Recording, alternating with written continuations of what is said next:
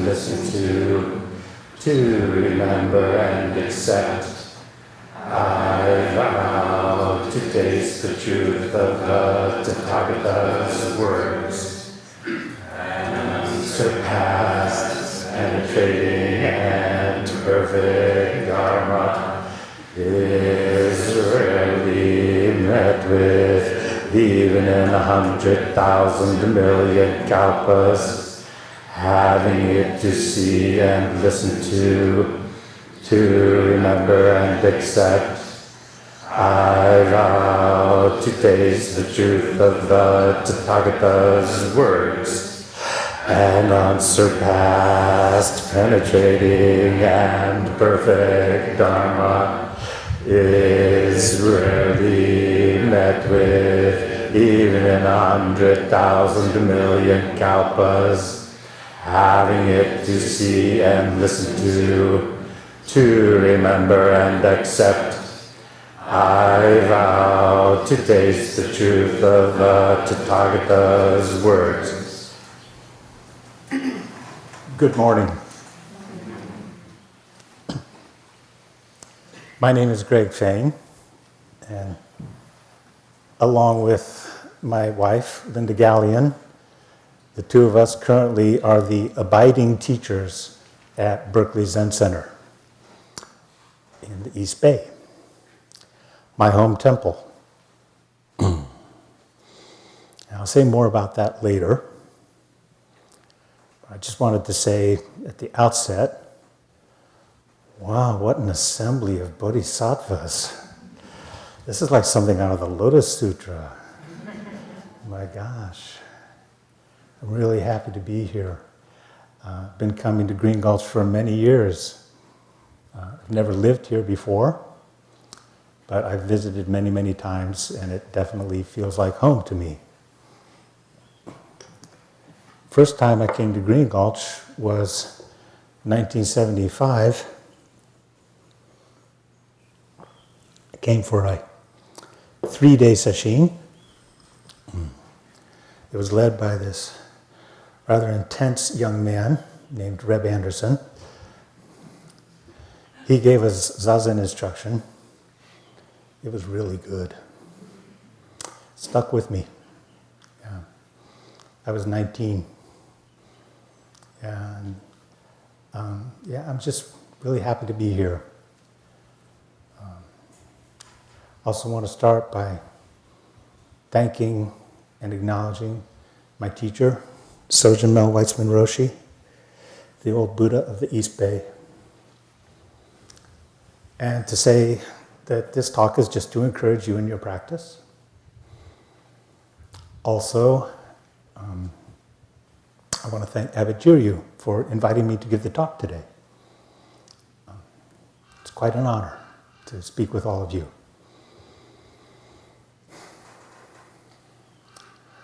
So, Sojin Roshi always tell me,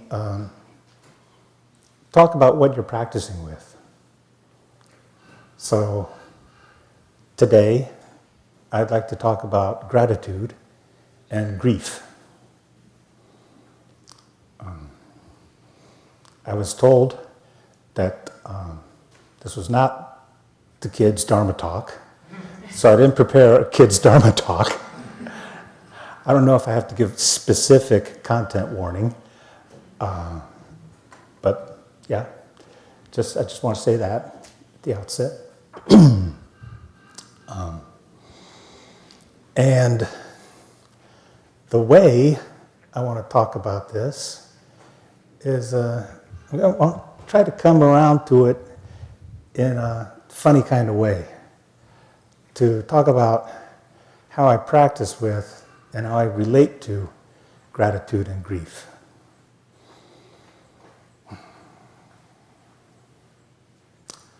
So I was thinking, I'm going to give the Dharma talk at Green Gulch Farm. Feels like kind of a big deal. Maybe I should talk about a koan. Okay, what's a good koan? You know, those Zen stories. Well, let me see. There's this famous koan collection called the Book of Serenity, which is specific to this school of Zen, right? the Soto lineage, Soto school in China, 13th century China, Zhao Dong lineage, but it's a collection of 100 koans specific to this school of Zen.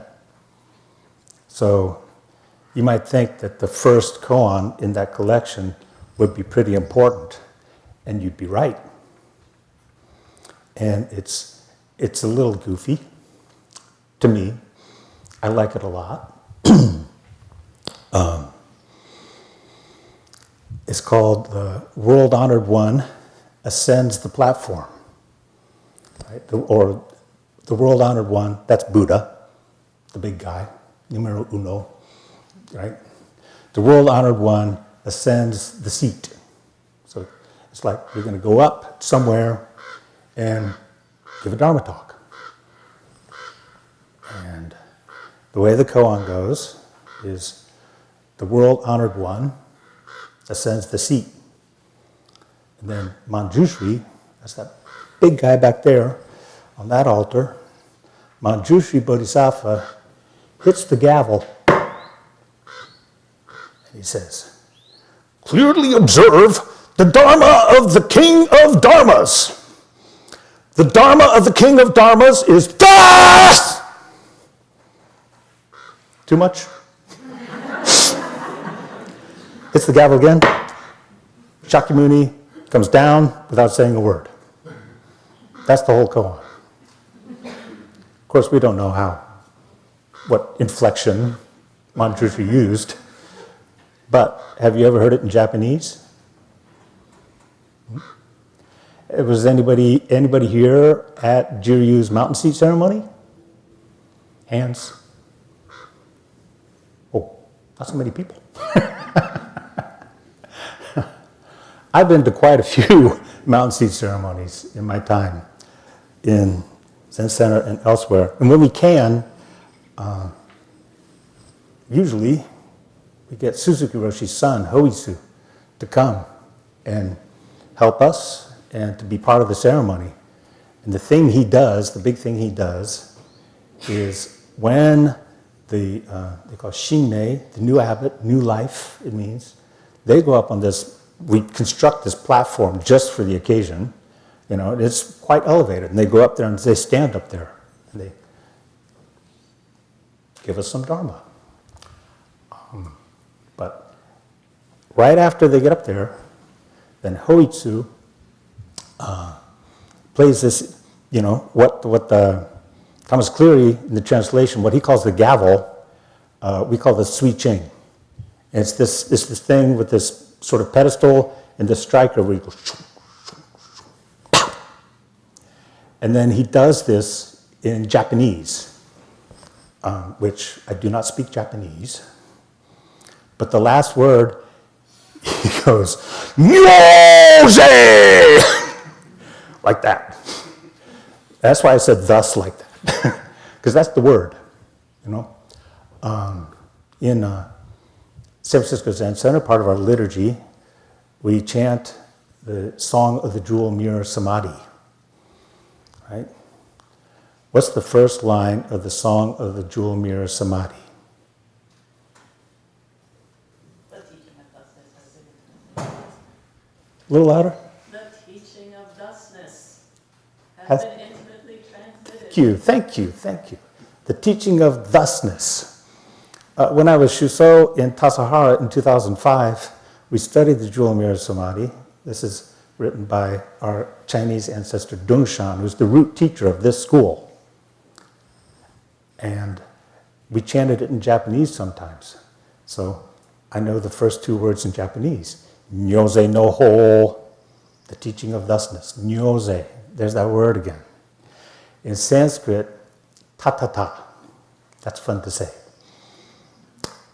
It means thusness. It's the counterpart of shunyata, which means emptiness, usually translated as such. So tatata is where we get this epithet of the Buddha, the Tathagata, thus come one, right? Taigen Dan Leighton Roshi gave a Dharma talk once, and he said, you could think of thusness or suchness. It's translated, both those words in English. They're kind of interchangeable. They are interchangeable, actually. Thusness or suchness. He said, you can think of thusness as the positive aspect of emptiness. Well, what does that mean? And why is it so important to this school of Zen?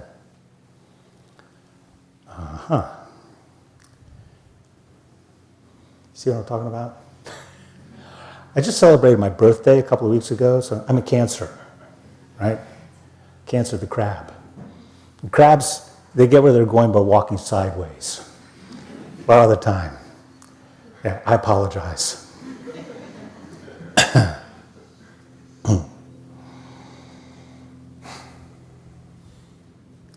Oh.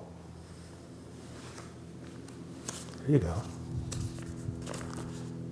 Refers to the nature of reality free from conceptual elaborations and subject-object distinction. All right? Good? That's from Wikipedia. Very satisfying. You can think of it as when Suzuki Roshi so often talked about things as it is. You know? But those are conceptual elaborations. So what about the actual experience? What does it feel like? What does this thing feel like? How do we experience that? This has been an interesting question for me for a long, long time.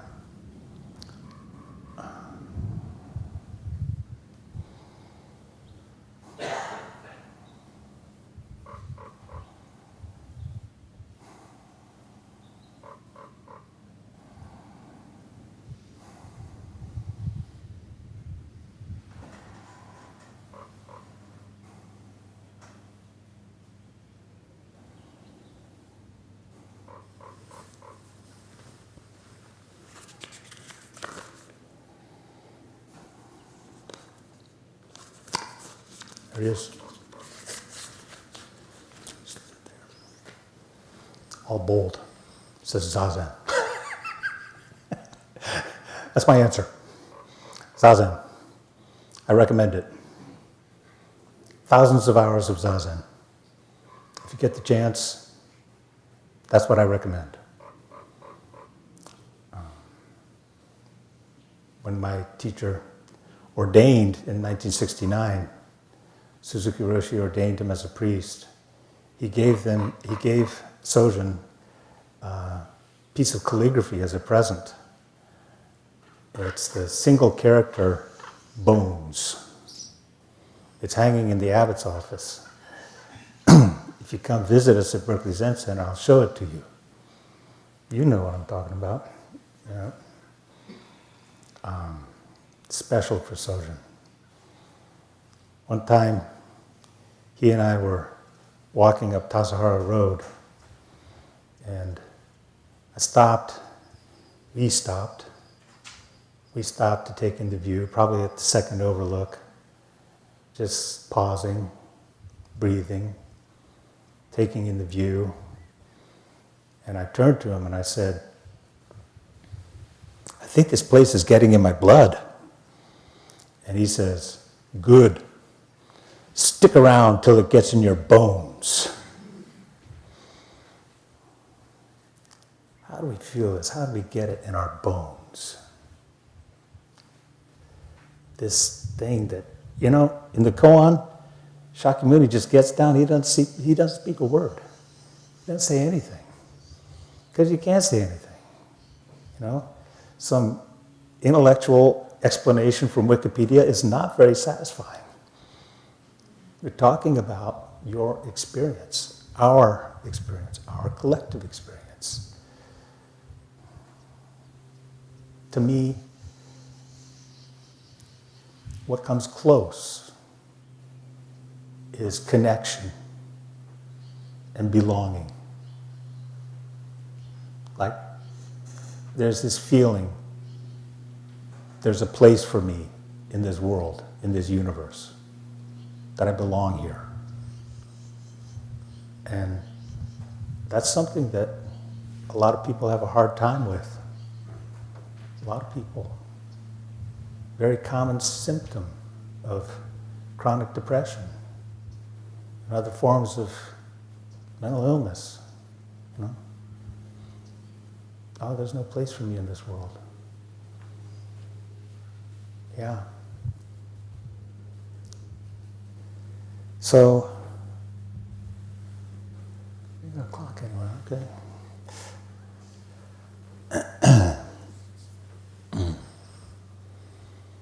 So,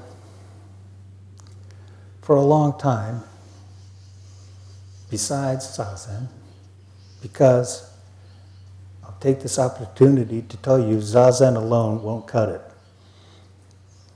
I definitely recommend sitting thousands of hours of Zazen, but that alone is not enough. And that's why we have the precepts. That's why we have forms and ceremonies. That's why we have this way of life, which my high school history teacher told me was the definition of religion. He's a smart guy. He said, religion is not about theism, God or a lack of a God. Religion, he said, is a way of life. This way of life.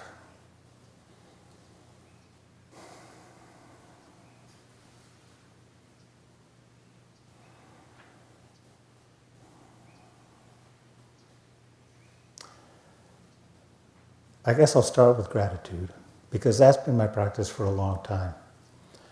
Gratitude is how I access this feeling of connection in a practical way. I can always find something to be grateful for. I'm grateful to be here this morning with all of you. I'm grateful to be alive. I walk up Russell Street in my neighborhood. There's this guy, David, who's very often parked on the corner of Russell and Adeline. And he lives in the Harriet Tubman Terrace. It's low-income housing for seniors. Exchanged a few words with David, you know. I said, how you doing? He says, any day above ground is a good day. I agree. I like life. I like consciousness. It's quite a gift. It's a gift to be cherished and shared.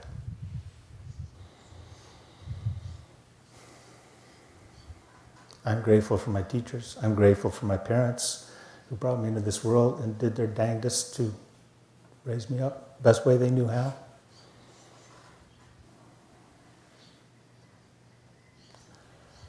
I'm really grateful to San Francisco Zen Center.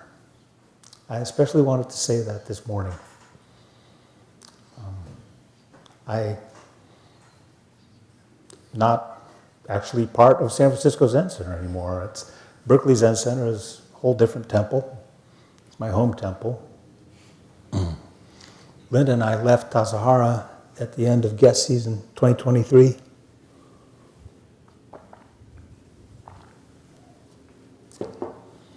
And we had this idea of going on the road, being traveling Zen teachers, which has turned out to be a pretty amazing thing. Mostly in Texas and New Orleans. So the Texas Triangle, Houston Zen Center, which we've been going to for 20 years, as long as it's existed. We have deep abiding friendship with the abbot, Galen Godwin Roshi, as well as Austin Zen Center and San Antonio Zen Center, Mid-City Zen in New Orleans. It's a place we've been practicing for a while, 5 years. You know, so, yeah, last year we lived in New Orleans for 4 months. This spring, 2 months. Lived in San Antonio for 4 months, nearly. Yeah. And it's kind of funny. to leave, because I practiced at San Francisco Zen Center, mostly Tassajara, but also in City Center, 4 years or so, as part of San Francisco Zen Center for 23 years. And I was not only supported, I was encouraged to sit thousands of hours of zazen. What a gift. And for me, it was a good match. Yeah. And awesome training. Many kind teachers. Yeah, I recommend it. If you're a resident here, stick around as long as you can. For me, I was in my early 40s when I started in Tassajara in 2000. So I had plenty of, I had a swell career I gave up in healthcare. And I worked a gazillion other jobs. Construction, truck driving, you name it. Enough different things I could write the great American novel, if I could write. And so when I decided to just go and do residential practice, I'd had a really good taste of this other life. And I was just so amazed that this alternative existed. This other way of life existed that I could just enter into completely with my whole body and heart and give myself to completely. There's nothing else I've ever wanted to give myself completely to like that. And San Francisco Zen Center afforded me that opportunity, and I am forever grateful. Forever grateful.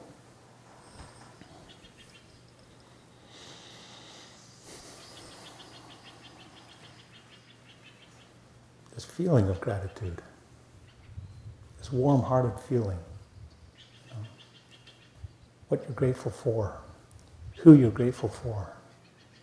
In the midst of that feeling, there's this connection, there's this spark that's happening. And I call that being held in the web of thusness.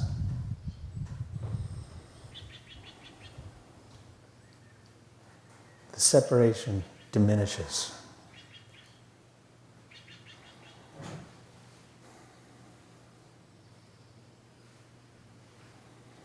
Our late abbot, Yogin Steve Stuckey, shared with us this practice of waking in the morning. He would wake up, he would turn,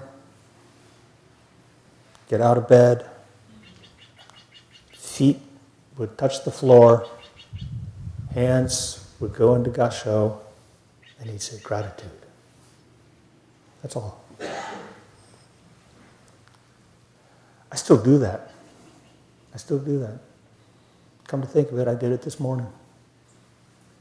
I'm not as compulsive about it as I used to be. I used to be like, without fail.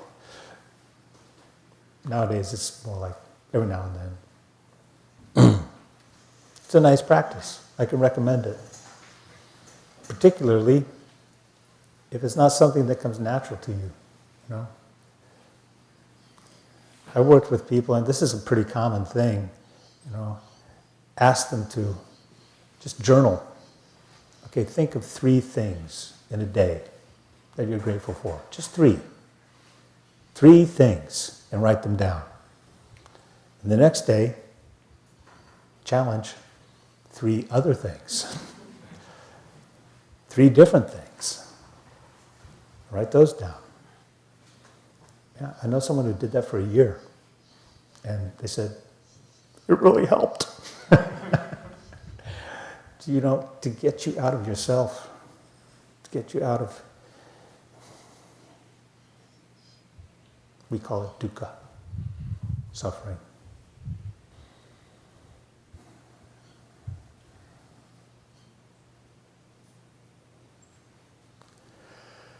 And lately, I've come to realize that grieving is a very similar practice for me. So nowadays, I kind of think of them together, gratitude and grief. I've been practicing with a lot of loss. I mean, the reason that Linda and I are living in Berkeley Zen Center and teaching in Berkeley Zen Center right now is our dear abbot, Hozan Alasanaki, passed away in December. They asked us to come in September. We were just finishing up being in San Antonio. Our plan was to be in Santa Cruz after that. They were expecting us in Santa Cruz. And I got an email from the board chair, Karen Suntime. She said, would you consider coming to Berkeley and helping us out? And of course, we said yes right away. It's our home temple. That's where I received the precepts as a layperson. That's where I was ordained as a priest. That's where Linda and I got married. That's the house that Mel built. Absolutely, we'll come. And we did, and we helped out. We actually moved in with Alan's wife, Lori, in 1933, Russell Street. And it was, wow. Alan really wanted to come home. So we put a hospital bed in the abbot's office, the ground level, so we could get a wheelchair in and out. And that's where he spent his last days. It was very, very moving. And Linda and I were there for the whole thing. And now I feel so close to Lori and the rest of the Sanaki family. I feel like I'm family too. I haven't gone through that experience with them. And the rest of the Berkeley Zen Center Sangha. I mean, we just lost, I don't know, but Sojun Roshi passed away in 2021. So this is not that much later. And Alan had been around for decades. You know, he was vice abbot. He was Tanto. He was vice abbot. He was like Sojun's right-hand man, you know. So losing Sojun in 2021 and then Alan in the end of 2024 was a big blow for Berkeley Zen Center. And it has brought us closer together in our collective grief.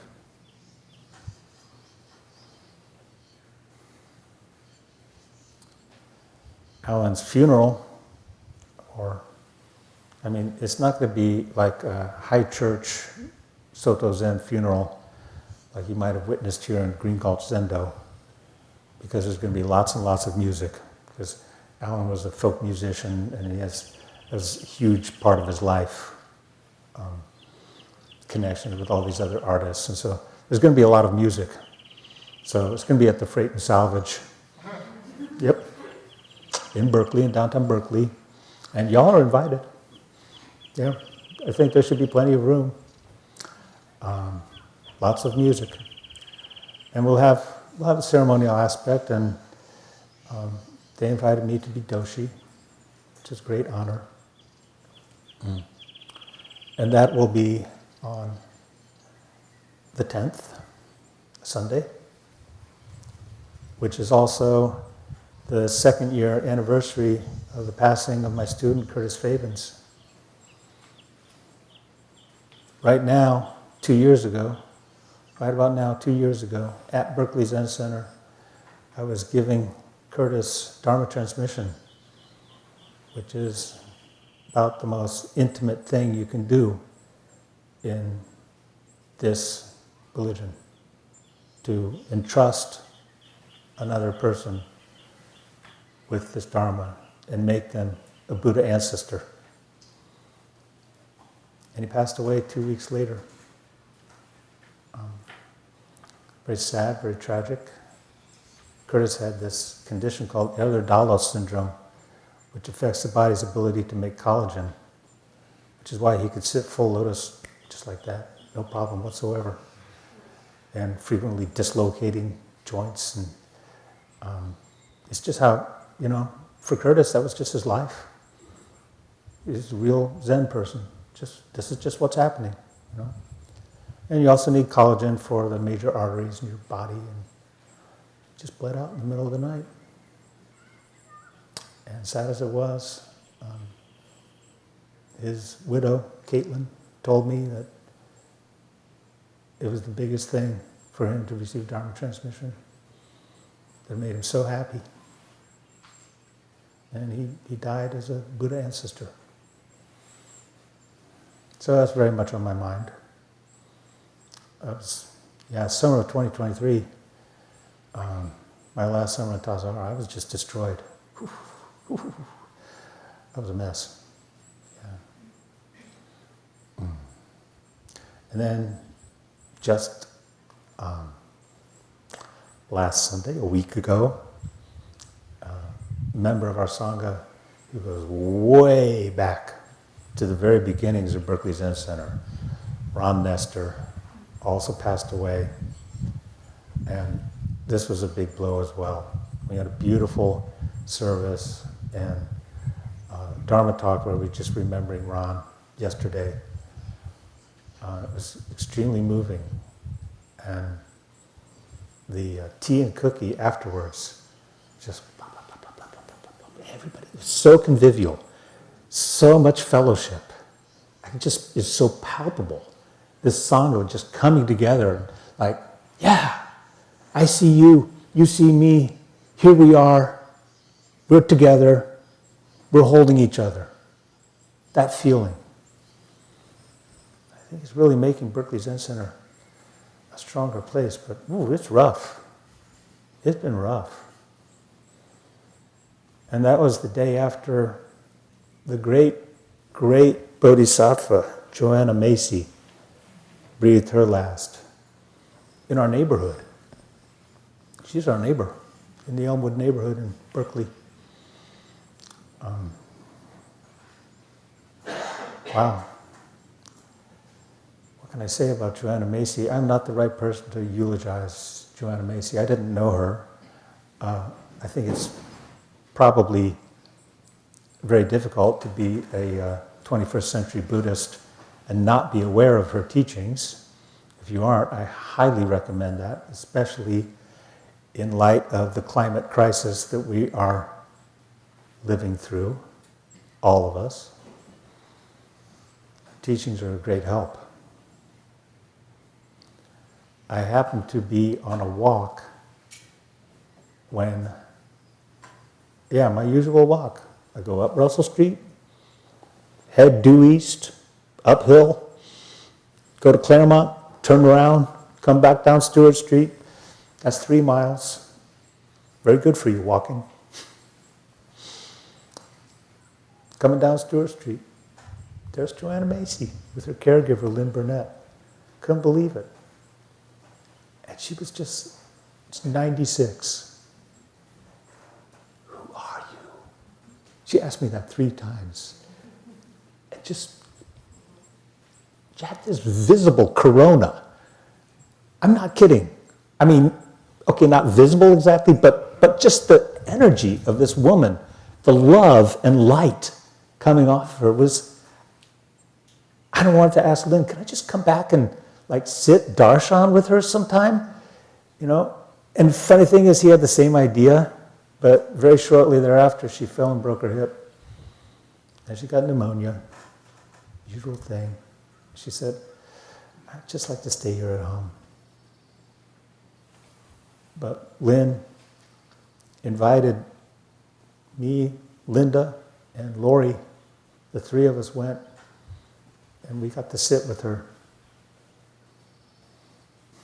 in the afternoon, the day after she died, in her bed, just laid out there.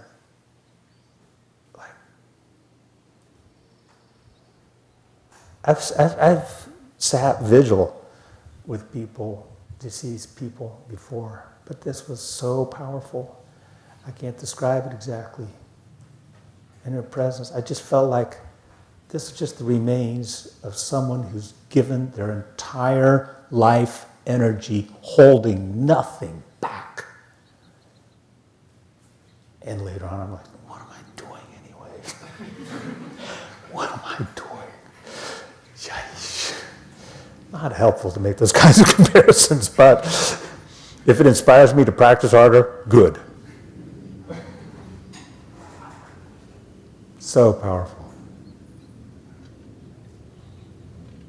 And you know, grief brings us together that way, collectively, in small ways and large ways. How do we handle this except with each other's support? How do you, and here comes the content warning, okay? What do you do about the knowledge of children starving?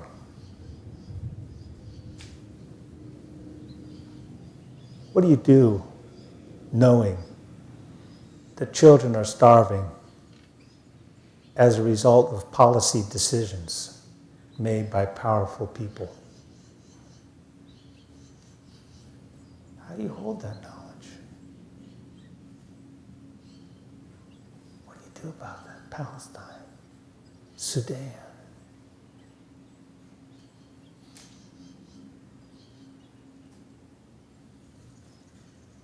Click, click, scroll, scroll. Is that what you do? Do you numb out? What do you do? We need each other. We need each other to face this, to face the climate catastrophe, to face species extinction, to face what's really, really, really difficult to face, and not turn away. There's Joanna Macy's Dharma, not turning away.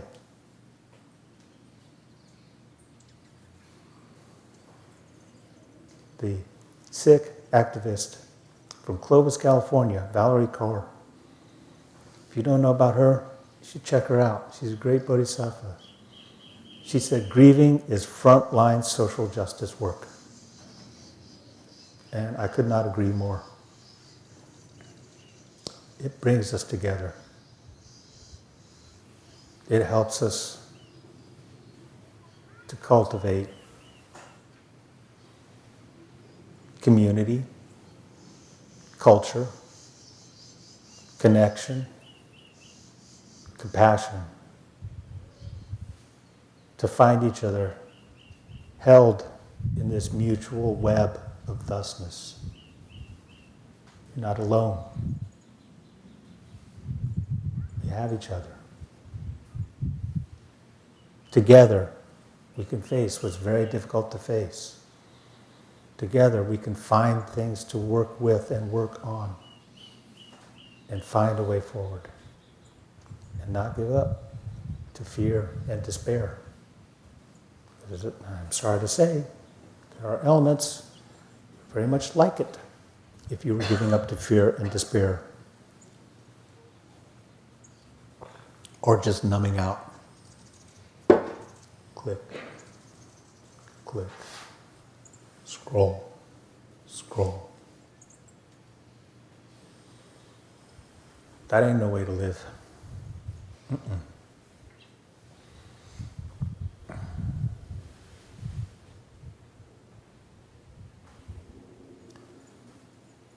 So, that's my entire practice coming to the fore, you know?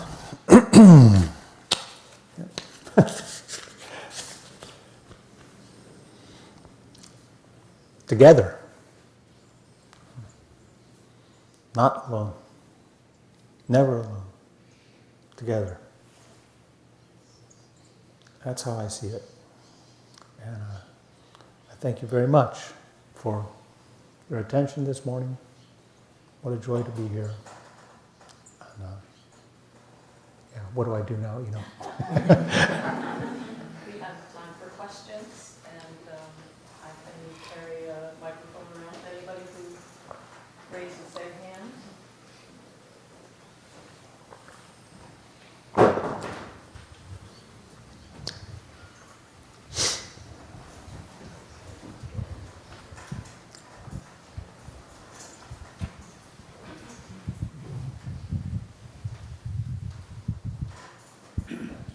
Good morning. Thank Good you. morning. Gratitude and grief. That was an interesting combination. But my question is, maybe you can help me. How does one find inner peace and happiness when there's so much injustice and grief going on, as you mentioned? How do you reconcile? Yeah.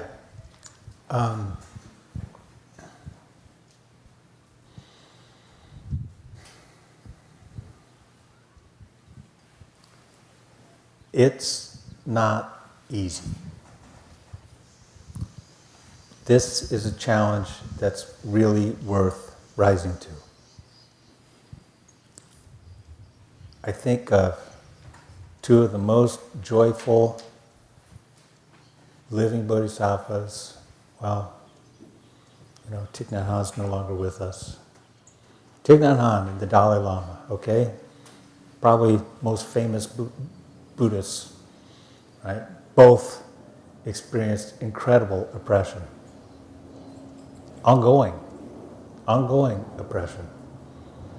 Grieving for their people and their sanghas all the time.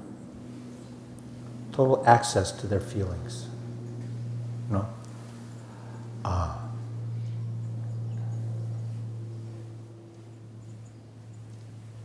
There is great power in turning towards your feelings, turning towards what's happening. The problem, the dukkha, the resistance, what happens inside of us is because it's difficult. Because it's difficult, then there's upset. Then there's upset and a strong urge to turn away, numb out, or just be agitated all the time, which doesn't help anybody, My teacher would say, don't let anything push you off your seat, which is another reference to Zazen. There's tremendous stability in this posture.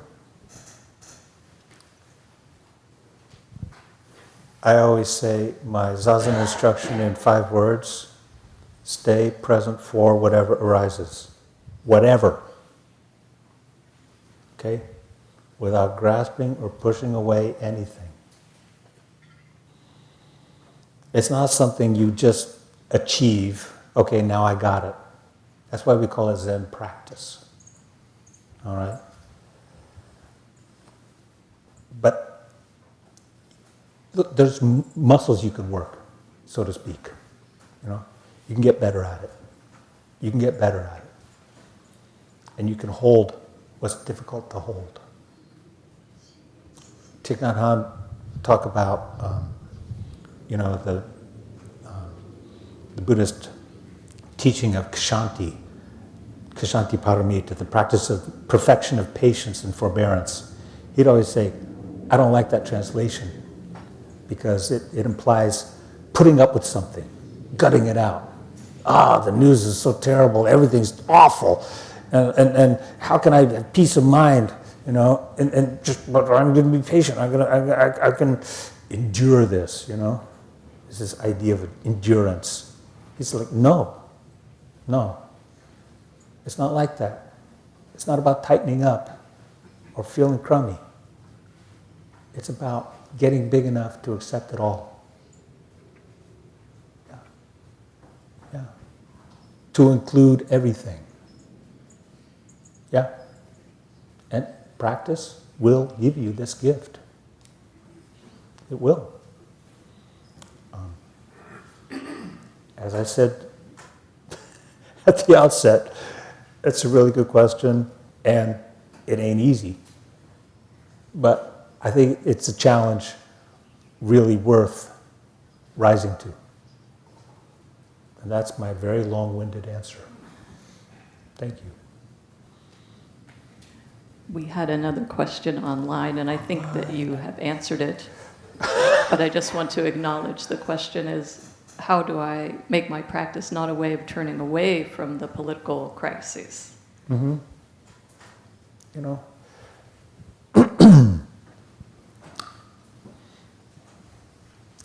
it's a human world, human stories, human problems.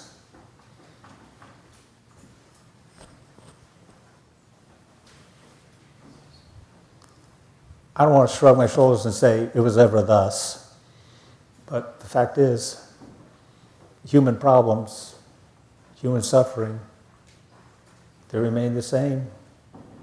Maybe, if you look at the scope of history, there's actually less war. The internet is not a real place. But the suffering you're reading about is real. That's difficult. That's really, really difficult. Maybe that's asking all of us to be Avalokiteshvara. We hear the cries of the world. You know? Everywhere. I'm very aware of what's happening in Palestine and Sudan and every other place. We chanted the Lotus Sutra on Memorial Day at Berkeley Zen Center. It was really powerful. It took us over 8 hours to chant the whole thing. We wrote this really long dedication of merit at the end.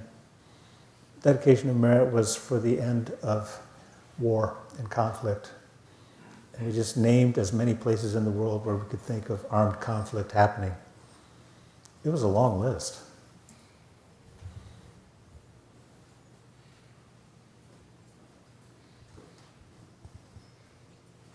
Okay.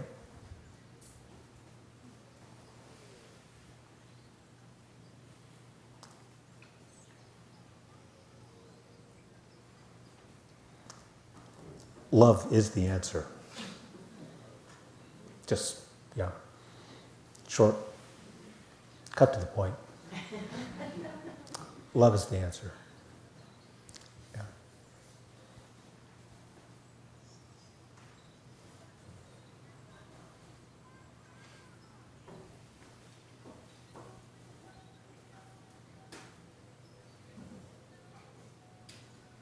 We good?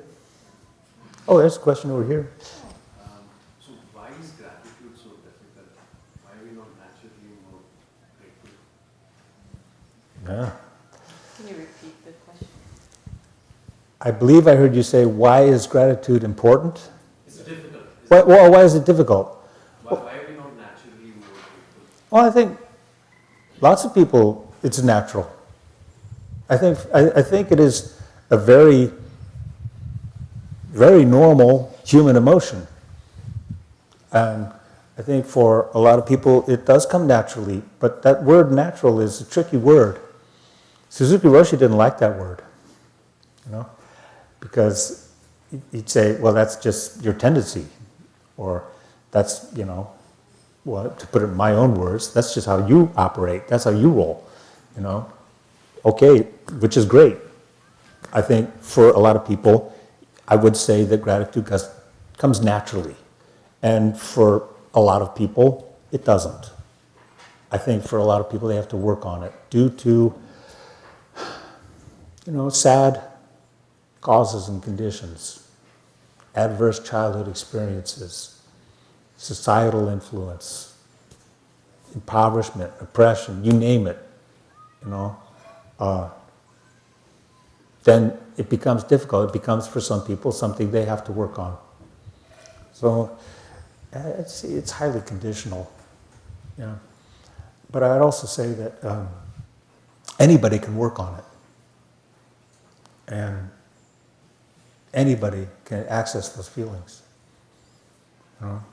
And it's not like that's all there is. I just happen to be talking about gratitude and grief today because that's what I noticed I've been practicing with.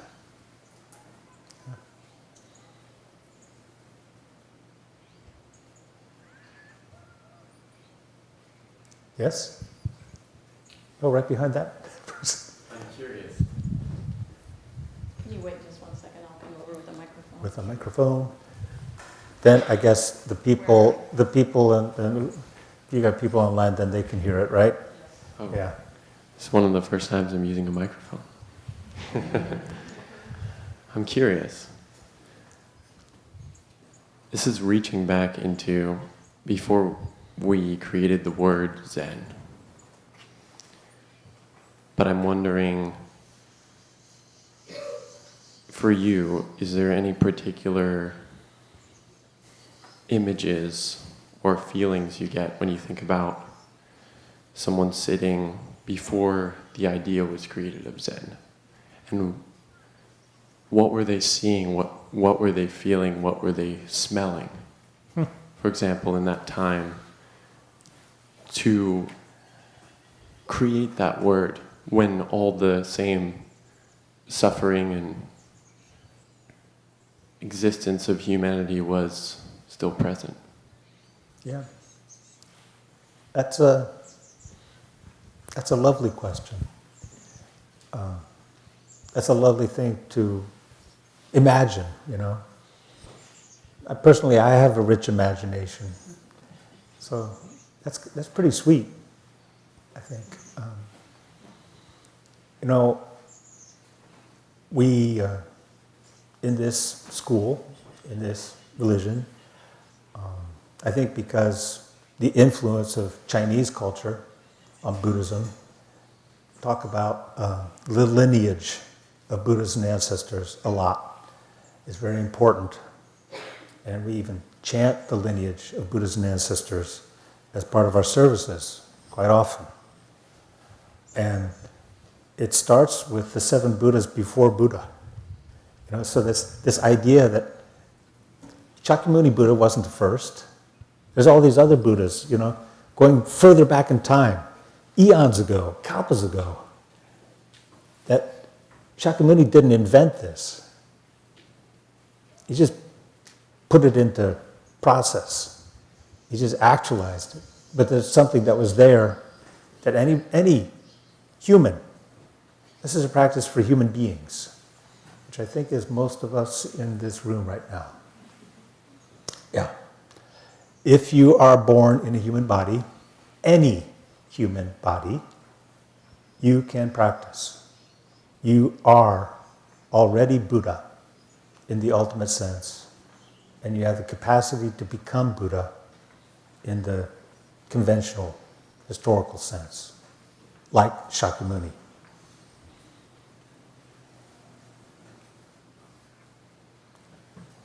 I find that really encouraging. The last practice period at Berkeley Zen Center, we studied the Lotus Sutra, and that's the basic message of the Lotus Sutra. You already have it. My teacher would like to say, your practice starts with enlightenment. It doesn't end with enlightenment. It's not like you start over here and then you get over there and there's enlightenment. It starts with understanding and maybe even experiencing the enlightenment that you already have within you, that we all already have as our birthright, the awakened mind. It's just a question of that thing that we talk about all the time, practice. Our founder in Japan, Dogen Zenji, would write practice enlightenment as a single word, a compound word. Not separate at all. I don't know if that answers your question or even approaches it. But thank you.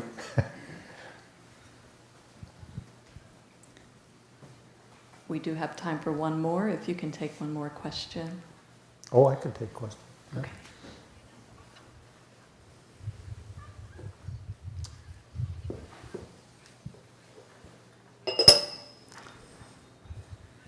Hello. I'm intrigued about your journey that you came to Zazen at the age of 19 and a seed was planted. Yes, that's exactly right.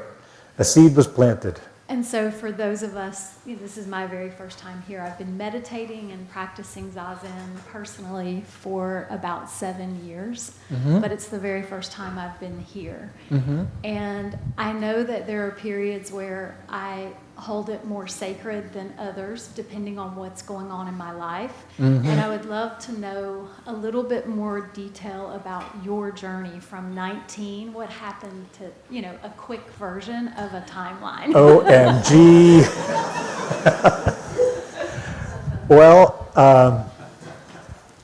oh my gosh. Well, the funny thing is, I as a child even, in the 60s and 70s, there were a lot of gurus around. You read about them, newspapers and magazines, and see them on TV, the Beatles and what have you, And I was really, really fascinated by all of that. And then I was staying at a friend's place, up in their attic. Long story. And someone had left a copy of Zen Mind, Beginner's Mind.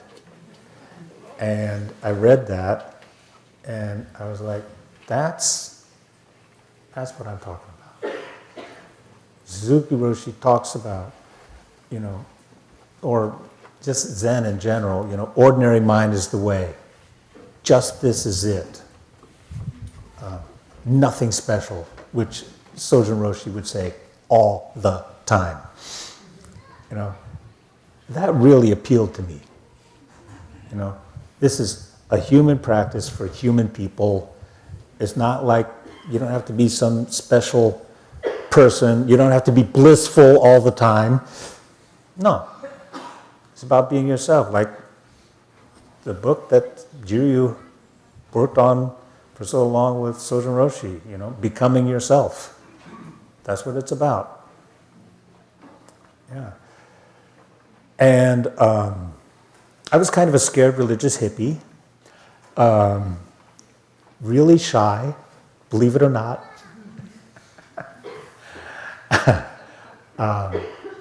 Zen Center, I went to City Center because I was in Pennsylvania. I had an uncle in San Francisco. He'd love to see me, which is true. He really liked me. And so I went and stayed with Uncle Bill, and I found the Zen Center. And then later on, I moved into a flat on 51 Octavia Street. That neighborhood was so different then. The freeway was right there outside my bedroom window. The freeway's gone. And I practiced very diligently for over a year. I sat my first Rahatsu Sesshin also in 1975 at City Center. Richard Baker was the abbot. I had Dokusan with him. It was really moving. And somehow it didn't take. And maybe it was too much too young. And I think when you're young like that, it's kind of like, maybe especially for young men, been there, done that, okay, what's next? And then I discovered the punk rock scene was just starting. And that's how I cured my shyness. True story. But as you said, a seed was planted. That's totally accurate. That's what Sojun Roshi always said too. He'd also say, well, you had a lot of karma to work out. So kind. So kind. Yeah, and I don't know. In the 90s, something happened, like the seed started going boop, boop, boop, boop, boop. You need to practice now. You need to go find some place to practice.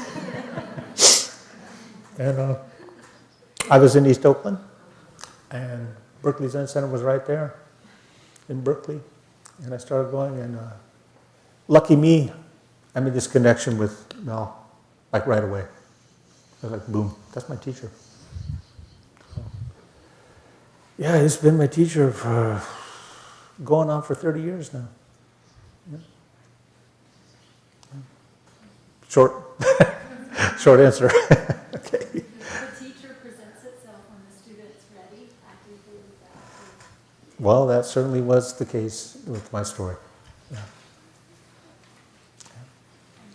Okay, Eno? Thank you so much. Oh, Would you be available to have tea and muffins outside? I am looking forward to tea and muffins. Yes, tea and muffins. I like both of those.